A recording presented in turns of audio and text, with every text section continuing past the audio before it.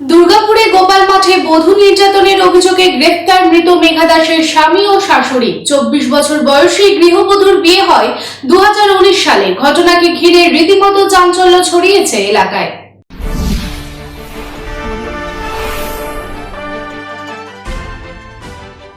যৌতুকের জন্য নববিবাহিতা মহিলাকে হত্যার ঘটনার অভিযোগ উঠল শ্বশুরবাড়ির লোকজনের বিরুদ্ধে। এমনই ঘটনা ঘটে গেছে দুর্গাপুরের গোপালমাঠ এলাকায়।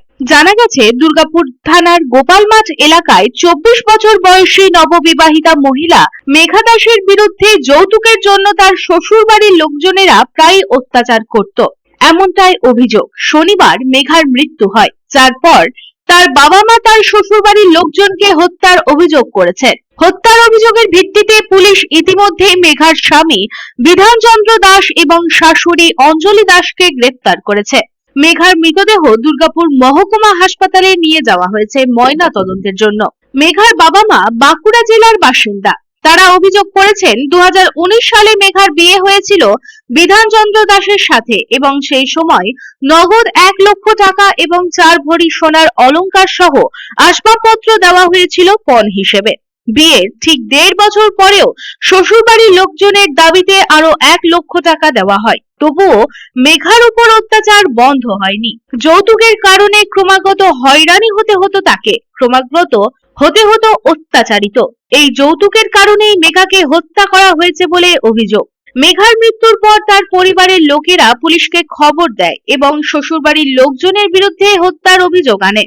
তবে ময়নাতদন্তের রিপোর্ট আসার পরে মৃত্যুর সঠিক কারণ জানতে পারা যাবে। এদিকে পুলিশ অভিযুক্ত মেঘার স্বামীকে রিমান্ডে নিয়ে গিয়ে জিজ্ঞাসাবাদ করেছে এবং অভিযুক্তের বিরুদ্ধে বিএনএস এর US 8580 অধীনে মামলা দায়ের করা হয়েছে।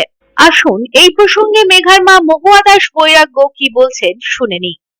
বিয়ে হয়েছিল 6 বছর হলো। বিয়ের পর থেকে মোটামুটি ঠিকই ছিল। বাচ্চা আসার পর থেকে এমনিতে শাশুড়ি সবসময় টর্চার করতো।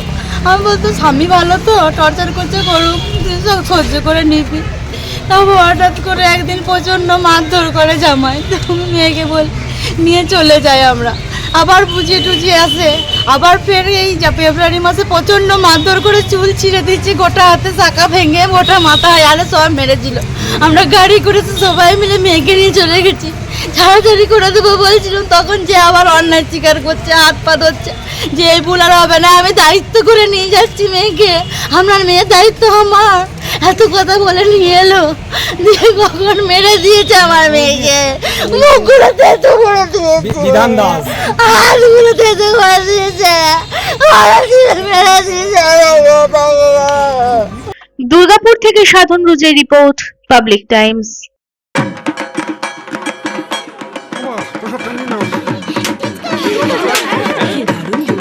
কার চয়েস দেখো, কখন মহিষাসুর।